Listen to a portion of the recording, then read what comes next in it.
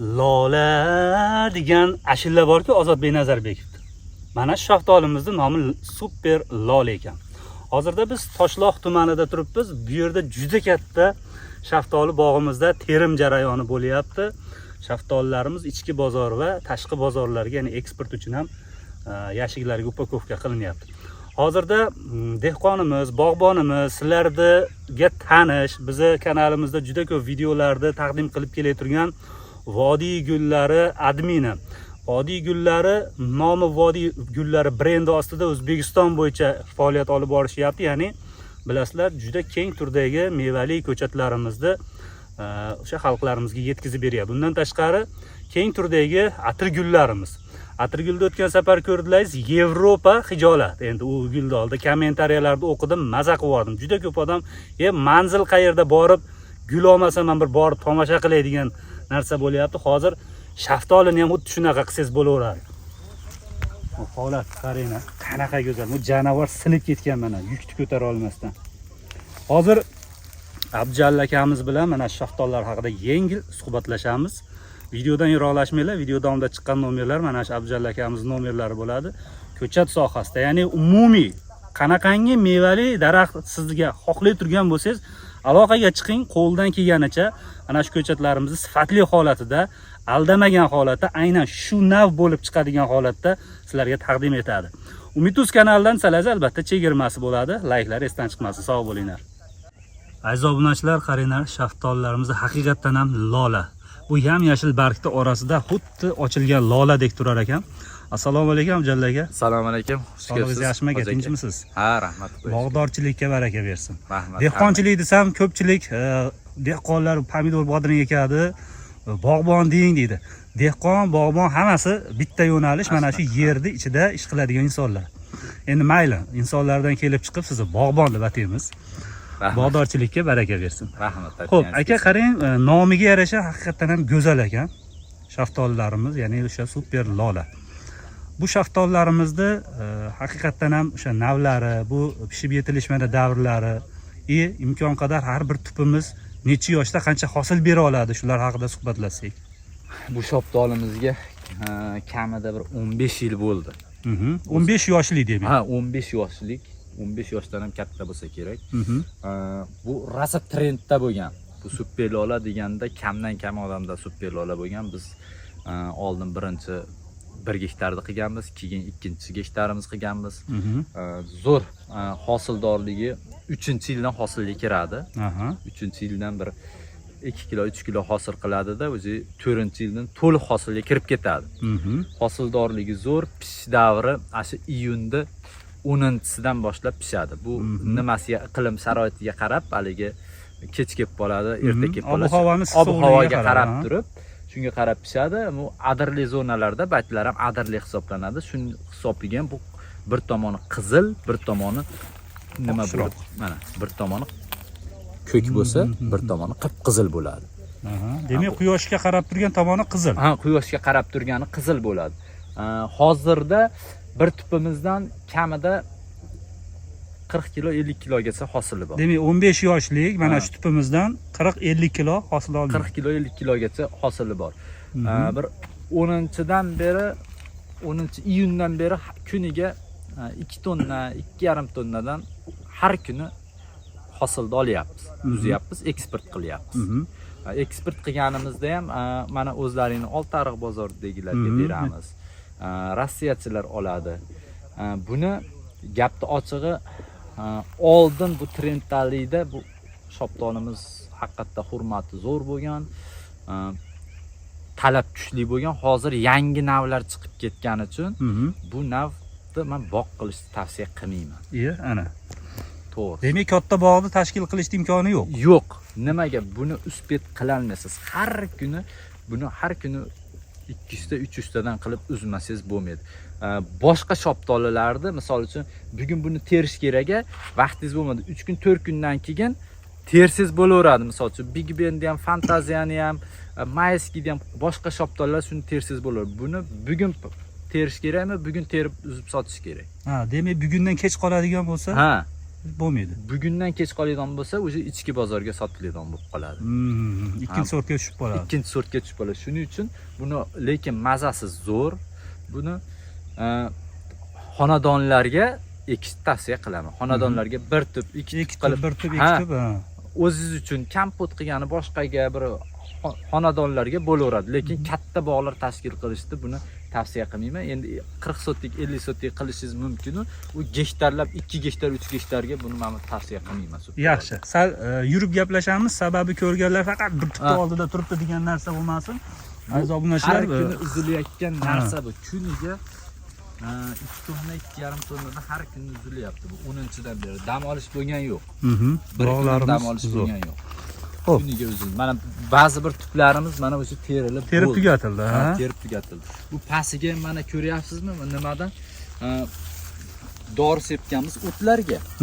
O'tlarga dori sepilgan, uragan sepilgan, bo'ron 75% dan sepgan. O'tlarni o'ltirgani. O'tlardi. Biz mana o'tam yo'q umuman. Daraxtga tekkizmasda dorini sepib qo'yasiz, aynaqa begona o'tlar ham chiqmaydi.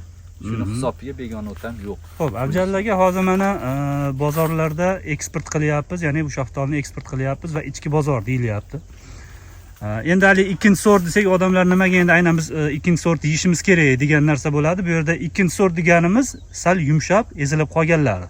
Ha, ikkinchi sort degani, misol uchun mana shu qattiq narsa bo'lsa, aka, mana shu qattiq narsa endi eksportga yetib boradi. O'sha Rossiyaga, boshqa davlatlarga yetib boradi.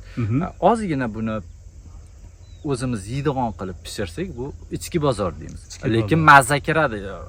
Ichki bozorning mazasi zo'r bo'ladi. Tabiiy pishib, yana ham yetilib, ichki bozorga zo'r narsa ketadi. Xo'p, narx-navos hozirgi kunda bozorlarimizda, ya'ni o'sha eksport qilayotgan turgan narxingizni ayting, imkon qadar ichki bozorda qanday bo'lyapti? Endi buni narxini aytadigan bo'lsam, buni narxi boshida 11 ming so'm berildi. Birinchi berganimiz. Boshqa shoptollarga qaraganda narxi pastroq. Birinchi 11 ming so'm berdik, keyin 10 ming so'm berdik. Keyin 8 ming so'm berdik. Kecha 7600 so'm berdik. 7600 dan kecha sotdik. Bu eksportga, endi eksport narxi. Ichki bozorga buni narxi pastroq, ancha pastroq, gapni ochiq. Endi kimlardir foydalanadi, boshqa qiladi, olishi bizdan. Narxi pastroq ichki bozorga, gapni ochig'i 4 ming so'm, 5 ming so'm, 3 ming so'm shunaqa. Endi bu aytib turgan narsangiz mana shu bog'ning ichida bo'layotgan turgan narsa. Bog'ning ichida bo'layotgan narsa. Endi tonnasiga kelamiz desak, kimlardir bunaqa arzon bo'lsa buzvoraver deyishi mumkin. Endi tayyor bo'lgan bog'ni buzgisi kelmas ekan. Hozir bunda 2 gektarlik bog'imizni 1 gektarni buzganmiz. Yangi bog'larni tashkil qilyapmiz. U ham xudo xolasa bir nishona berib, bir hosilni oldik. Mana shu 1 gektarimizdan ham misol uchun 70-80 millionlik kerak bo'lsa 100 millionlik hosil olyapmiz. U 100 millionlik olayotgan hosilni kesib yorgani odam nima qilgisi kelmaydi-da. Tayyor sag'in yer deydi-yu. Ha, shuni buzgimiz kelmayapti. Endi ikkinchi gektarni buzganimiz sababi ulgimadik. Biz 3 ta aka-uka bo'lsak, misol uchun biz dadamiz bizga bosh, uni qilish, buni qilish deydi. 3 ta aka-uka asosan akam, bizni belimiz quvvat akamiz nima qiladi, ishimizni yurgizadi. 3 ta aka-uka ham ulgiganimiz yo'q. Bittamiz maytda, bittamiz aytda bo'lib, hozir 3 aka-uka ham mana shu bog'damiz. Agar 2 gektar bo'lsa, uspet qilaolmaysiz, pishib to'kilib ketib qoladi. Xo'p, hozir mana video boshida aytib o'tdingiz, bog' qilishni tavsiya qilmayman deb aytyapsiz-da. Hozirgi kunda, misol uchun mana o'sha paytida trendda bo'lgan bu shaftol. Bir yilgi yil, masalan 25-yilda trendda bo'layotgan turgan qaysi shaftolini tavsiya qilamiz? Hozir bir yilgi trendda bo'layotgan Donab Bram trendda bo'lib turibdi. Keyin Big Bendan fantaziyadan erta pishadigan mayski shaftoli bor. U ham qizil bo'ladi. Tuksiz bu ya? Tuksiz. Tuksiz shaftoli, mayski shaftoli u ham zo'r bo'ldi. Men shundan hozir narga ko'rsatgan haligi Zorjonoboddagi bog'imdan 2 gektar qilganman. Bu yerda yangi paymant qilganlarim ham bor. Ashini eng pasti nimadan bog'dan 25 ming so'm, 20 ming so'm sotildi. Hosilda o'zi. Hosilda o'zi.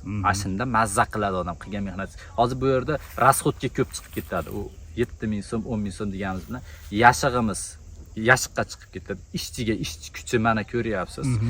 rasxodga ko'p chiqib ketadi bizda. 3000-4000 so'm rasxodga chiqib ketadi. Kamida 3000 so'mi rasxodga shunday chiqib ketadi. Tushunarli.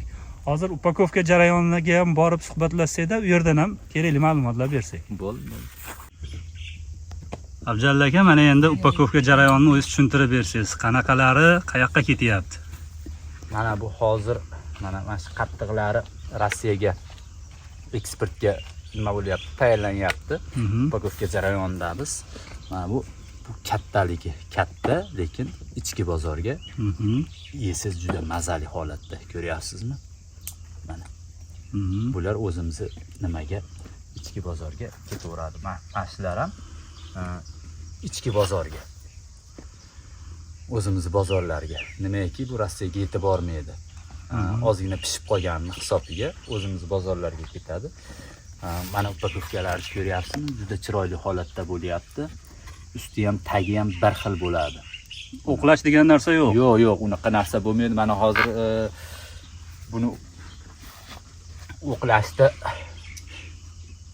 o'zi ikki qator bo'lsa, tagi bemalol ko'rinib turadi. O'qlashda iloji yo'q bunda. Usti ham, tagi ham bir xilda. 9 talikmi 9 talik bo'lib shunaqa bo'ladi. Buni razmeri bo'ladi. Hamma shoptonni razmeri bo'ladi. Katta bo'lgani uzilaveradi, mayda bo'lgani qolaveradi. Sekin suvni ochgan sari kattalashsa, har kun uzilaveradi shuni hisobiga. Bitta uzib qutulmaysiz buni. Har kunda terim bor. Kunda terim bor. Har kun terim bor. Optiringlar.